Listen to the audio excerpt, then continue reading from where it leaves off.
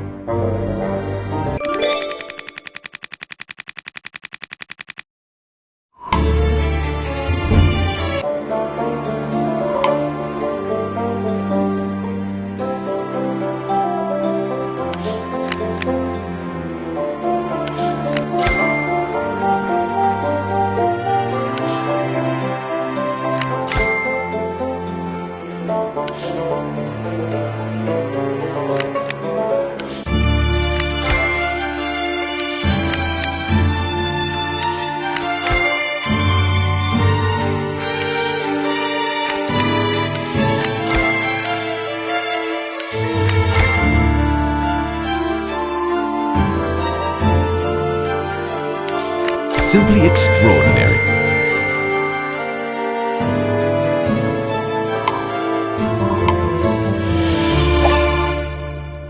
Nice work. Righto. That's it. Righto. Righto. Perfect. That's it. Yes.